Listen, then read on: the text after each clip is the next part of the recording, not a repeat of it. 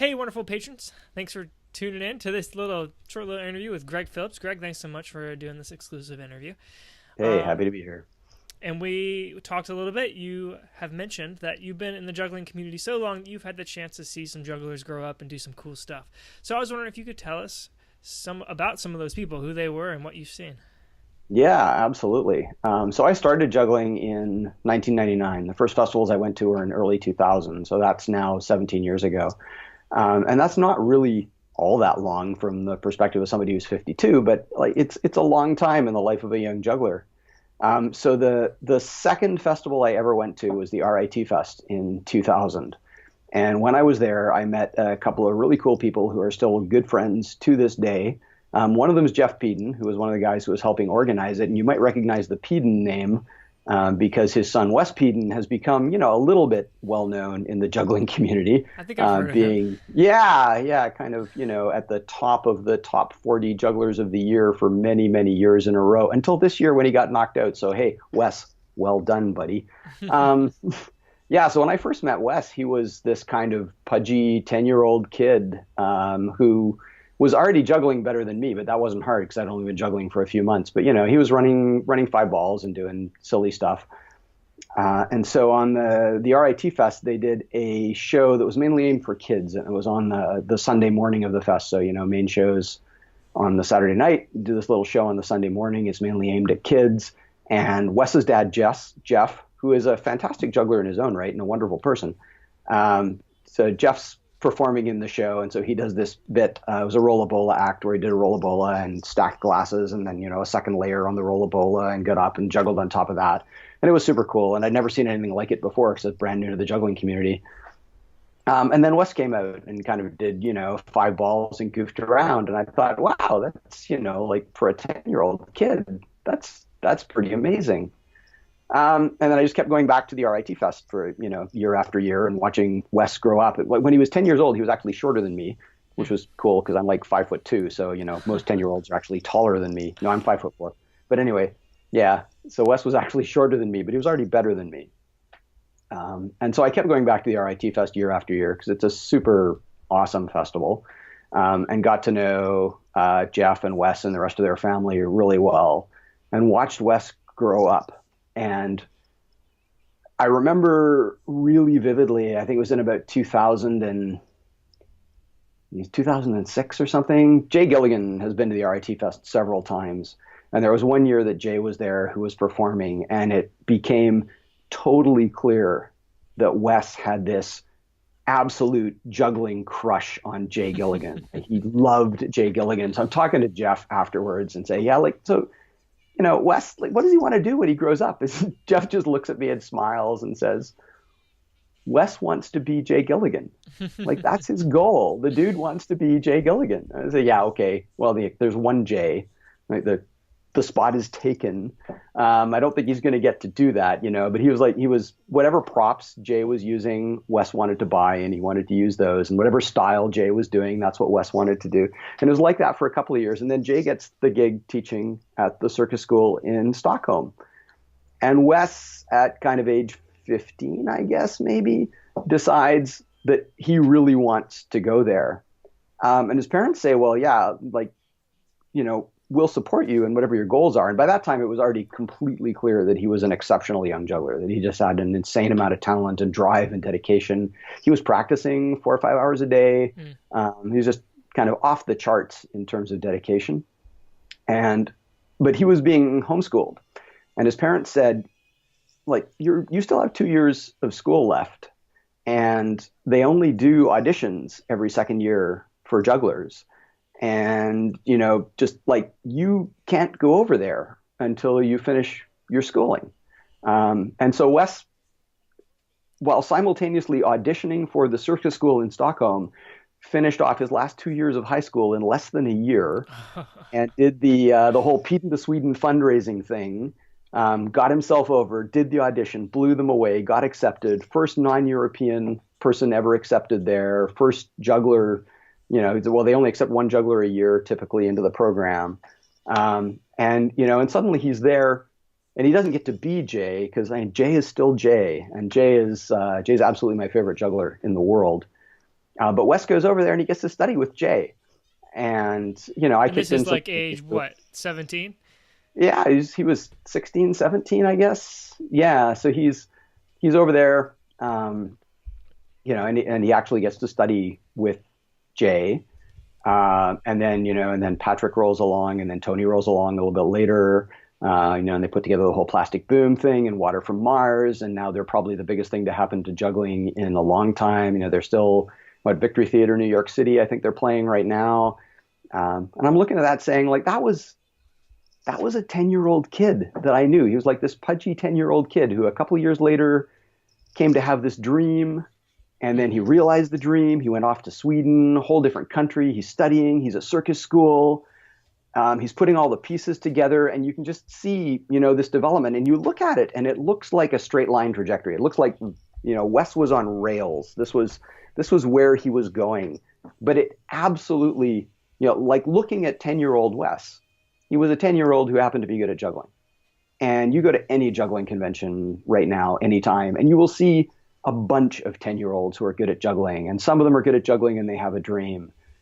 But Wes Peden he's a unique phenomenon. I'm lucky enough to still count him as a friend. So Wes, like, I'm sorry for saying that you're a phenomenon and stuff, because I know that despite the fact that you're awesome, your head is actually still a reasonable size. So I don't want to expand it any more than it needs to be.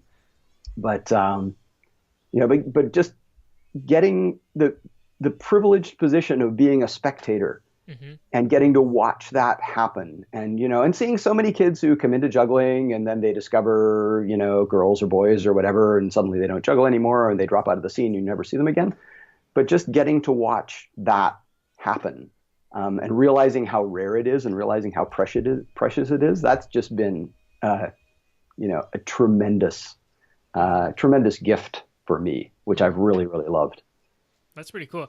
And I was looking at the Victory Theater showings or whatever, and it's like, it's not sold out, but like most of the seats are filled up every night that they're there. Yeah. Which is... Yeah, and for being in New York City, that like New York, there is no shortage of entertainment opportunities in New York City.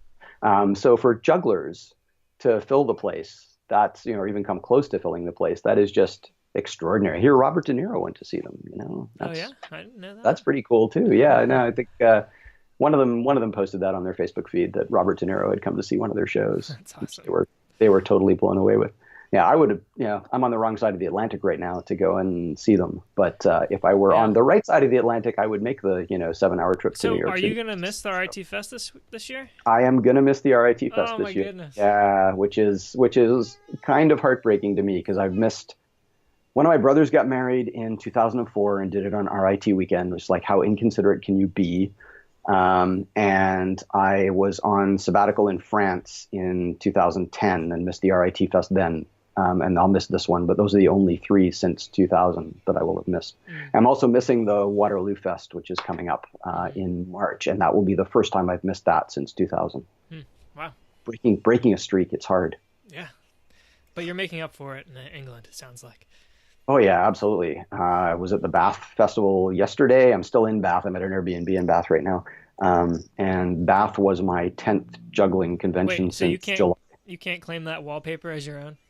No, this is not my wallpaper. This belongs to an elderly but sprightly gentleman who runs an Airbnb in Bath. Yeah, it's very awesome. Very Bathian. Yeah, it's kind of got that vibe. Yeah. He's an awesome host, though. We're having fun. Awesome. So there was Wes. Is there any other interesting stories you've seen develop? So the Wes is the one that I've known kind of longest and best over the years. And, Jeff, Kristen, Allison, Rachel, Aaron, if you're listening, that's the rest of Wes's family. You guys are awesome, too. Another juggler that I know not nearly as well, but I have known him since he was, I guess, about 14, is Stephen Bent, or I guess he's going by Stephen O. Bent now. And so he's got an interesting family history. I met him at the IJA. He competed as a junior, I think when he was 14 years old, did a routine where he finished it by balancing a trombone on his face while juggling 3 balls, which was, quirky and cool, and also played the trombone a little bit. So Stephen's parents, their first date was going to see the Flying Karamazov Brothers, legendary West Coast juggling troupe. So that was their first date. So the whole family they got this juggling history. And Stephen, growing up, he heard this and he'd seen the Karamazovs a few times because they lived out on the West Coast. And he decided, he asked kids, what's your ambition, right? I want to be a doctor. I want to be a fireman. I want to do whatever. Stephen's ambition from like a super young age was, I want to be a Flying Karamazov brother. And that is too specific, right? That's just way too specific. That's like saying, not I want to be a doctor, but I want to be a doctor and I want to work at the Mayo Clinic and I want to be on the third floor, in this particular wing, right? It's just wasted, say, I want to be a professional juggler. Okay, that's a stupid aim in many, many ways, but works out well for some people. But it's at least a little bit non-specific. I want to be a Flying Karamazov. That's way too precise. So what happens, Stephen grows up, he keeps juggling, he keeps working on his music.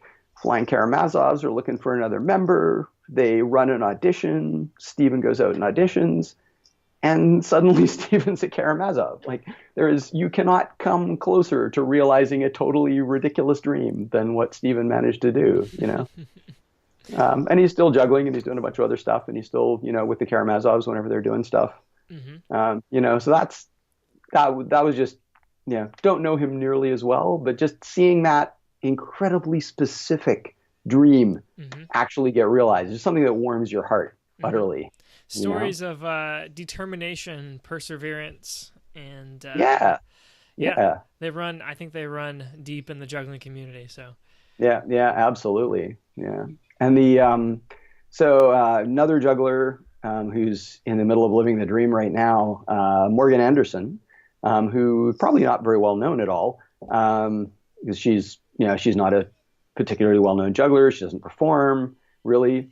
So she was the president of the Queen's University Club for a couple of years, up until a little over a year ago. And Morgan was studying drama at Queen's. Didn't really want to be an actress. Didn't really know exactly what she wanted to do. But she knew she wanted to do something with theater, and she knew she loved juggling. So her dad had taught her to juggle when she was younger, and then she came to Queen's and decided to join the juggling club and became, a good juggler and super enthusiastic. And she's one of those people who's fun to go to juggling festivals with because they are having such a good time that you can't help but having a good time just like being in the same room with them. So Morgan's like that. She's super perky. It's super fun to be around. And she got accepted to a master's program at York University in Toronto in theater, and she wants to focus on dramaturgy, which is kind of the theory of theater, really. She's done a lot of writing about theater, and she managed to convince her master's committee that she should be able to do a master's that was looking at the specific topic that she's working on is what's called the agency of objects.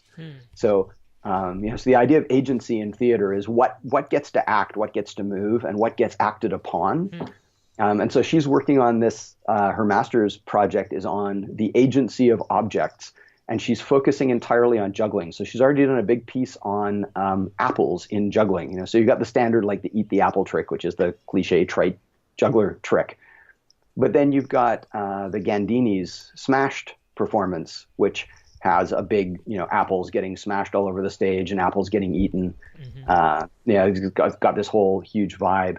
So she was looking at apples and agency and juggling, and she's managed to turn that into, I think, April, she's going down to Arkansas to spend a week working with Galen Harp and Ellen Winters, the Institute of Juggleology, to helping them choreograph a new piece that they're working on, and that's something that she gets to count towards her master's. That's so cool. And then in May, she gets to hook up with the Toronto Circus group, which is they're trying to get more academics involved in Toronto. I'm blanking on the name of the organization right now, but they're trying to get more academics involved, and they've actually got the Gandinis coming over, and she's going to get to spend a week working as a dramaturge, learning from the Gandinis in Toronto and putting all this stuff together. And that's this amazing story of someone who had this very, very specific desire. I want to do dramaturgy,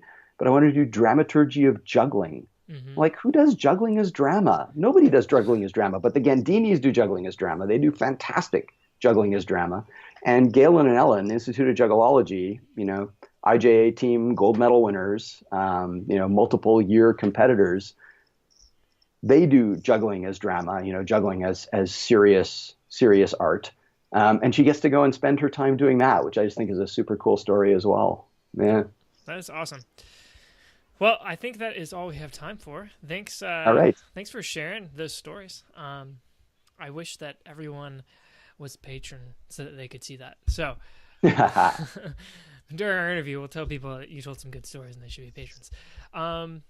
Yeah, thanks everybody else for being a patron. And until next time, keep on juggling. All right.